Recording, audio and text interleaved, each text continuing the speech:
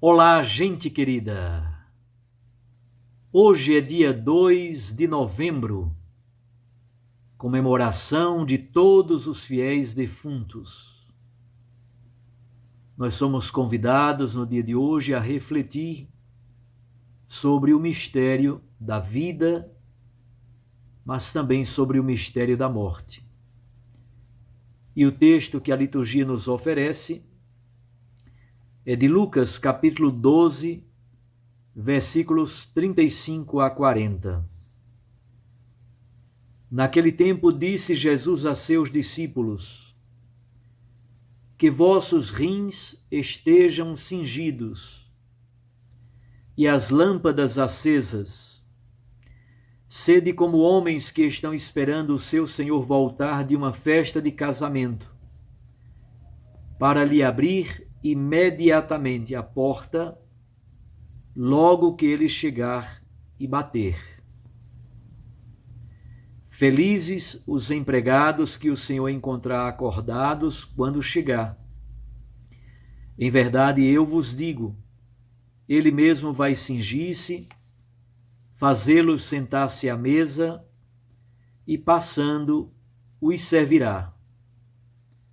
E caso ele chegue à meia-noite ou às 3 horas da madrugada, felizes serão se assim os encontrar. Mas ficais certos, se o dono da casa soubesse a hora em que o ladrão iria chegar, não deixaria que arrombasse a sua casa.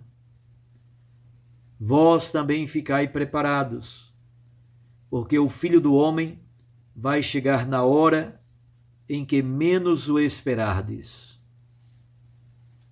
Palavra da salvação. Glória a vós, Senhor. Minhas irmãs e meus irmãos, a comemoração dos fiéis defuntos se associa profundamente à festa de Todos os Santos. No Brasil, contudo, esta celebração é transferida para o domingo seguinte. Portanto, somente no próximo domingo vamos celebrar Todos os Santos. Mas a festa de Todos os Santos e a comemoração dos fiéis defuntos, as duas celebrações se associam como praticamente um único mistério. A teologia antiga dizia: nós celebramos a igreja militante, que somos nós, a igreja que ainda peregrina na face da terra. A igreja padecente são os irmãos falecidos que não morreram em estado pleno de graça e experimentam o purgatório como experiência de purificação. E, finalmente, a igreja triunfante, que são os irmãos falecidos que já participam plenamente da glória celeste. Morreram em estado pleno de graça. Exatamente porque existe a igreja padecente, isto é, os irmãos e irmãs falecidos, mas não em estado pleno de graça, aqueles que experimentam a purificação no purgatório, é que nós somos convidados a orar pelos fiéis defuntos. Essa prática, além de uma longa tradição na teologia das muitas comunidades espalhadas pelo mundo afora, encontramos na Bíblia alguns testemunhos muito interessantes. Quero citar apenas 2 do Antigo Testamento. Tobias, capítulo 12, versículo 12, exatamente quando se fala da sepultura dos mortos e da oração por eles, coisas que eram feitas sobretudo por Tobit, o pai de Tobias, mas nesse texto do capítulo 12, é um testemunho do arcanjo Rafael. No segundo livro de Macabeus, capítulo 12, versículos 43 a 46. Ali se estabelecem os sacrifícios pelos mortos.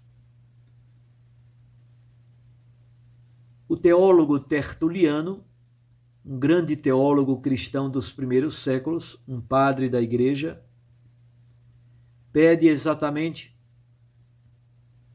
que se celebre o aniversário dos defuntos e naquela data se façam oblações como oração litúrgica pela salvação, pela libertação, pela purificação plena dos fiéis defuntos.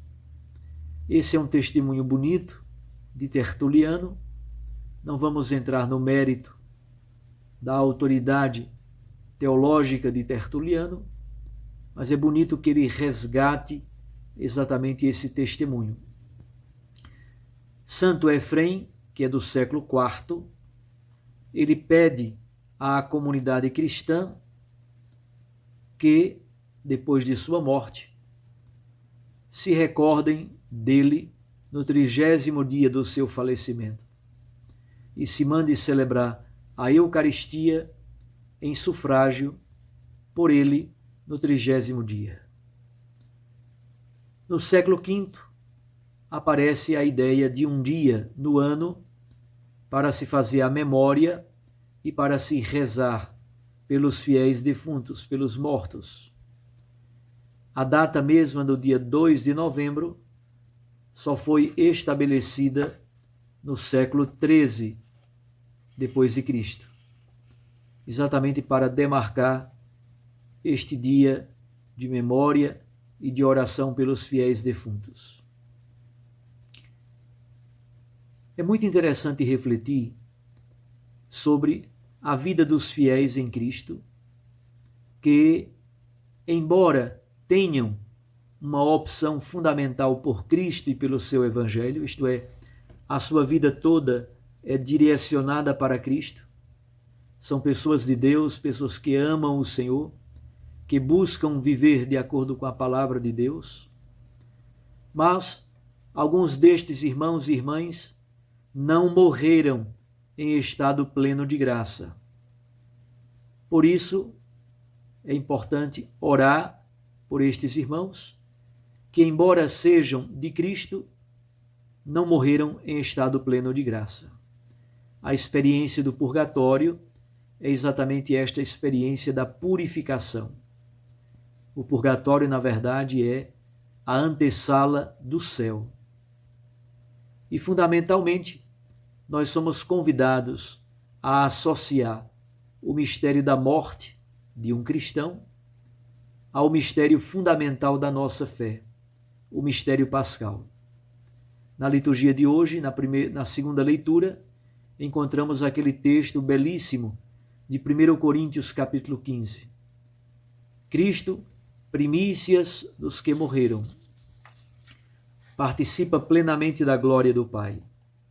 Cristo ressuscitou dos mortos como primícias, participa da glória. Depois, participarão desta mesma glória todos aqueles que pertencem a Cristo, numa espécie de ordem estabelecida. Pelo batismo nós pertencemos ao Senhor. E aí São Paulo diz, Cristo Jesus vai recapitular tudo em si mesmo e entregar tudo ao Pai. E o último inimigo que vai ser vencido será exatamente a morte. É esse o mistério ligado ao mistério pascal de Cristo Jesus. Somente aí compreendemos verdadeiramente o sentido da vida e o sentido da morte, a partir de uma lógica cristã. Eu sempre digo que a morte é a experiência mais democrática, porque nos toca a todos, sem exceção. Ao mesmo tempo, a morte de uma pessoa próxima de nós é extremamente pedagógica, porque nos ensina que nós não somos absolutos. Absoluto é um só, é Deus. E a nossa vida, exatamente porque é efêmera e passageira, deve ser direcionada totalmente para Cristo Jesus. O dia de hoje, portanto, dia 2 de novembro, é um dia de memória, é um dia de afetos, é um dia de esperança, porque somos chamados a refletir sobre o destino último bom em Deus. O nosso destino último é um abraço pleno com o Pai da vida. Ao mesmo tempo, somos convidados a inserir o mistério da nossa morte no mistério pascal de Cristo Jesus. Especialmente neste período de pandemia, praticamente nós estamos saindo da pandemia, mas muitas pessoas perderam entes queridos. Algumas delas foram sepultadas até em valas comuns. Famílias inteiras que não tiveram a oportunidade de fazer o sepultamento digno, adequado dos seus queridos. Muitas pessoas não fizeram a experiência plena do luto.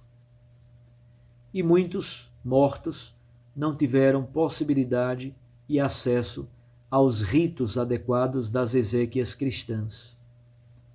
Isso é muito triste. Há muitas pessoas que continuam atualizando o luto e ainda não atualizaram a esperança, a alegria da vitória, da vida sobre a morte.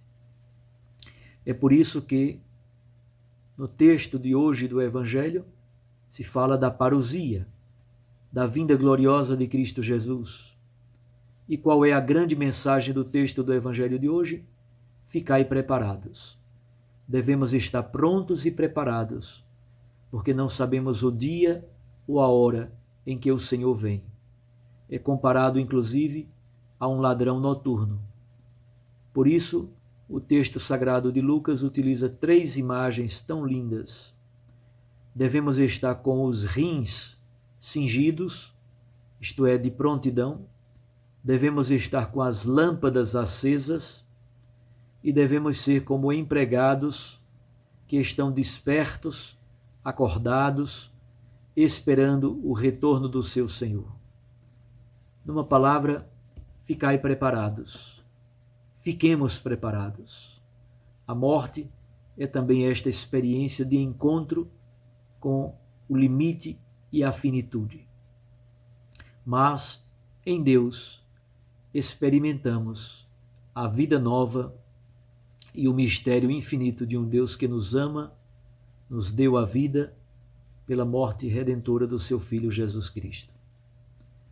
Um abraço a você, um excelente dia de memória e de recordação dos nossos fiéis defuntos. Que não seja um mero feriado para pessoas viajarem, passearem, se embriagarem. Não, não é para isso o dia de finados. É para refletirmos sobre a memória, sobre os nossos afetos. E nós mesmos começarmos também a refletir sobre o mistério da nossa vida, porque a morte é profundamente pedagógica para todos nós. Um abraço a você, fique com Deus e sua Mãe Maria Santíssima. Eu os abençoo em nome do Pai, do Filho e do Espírito Santo.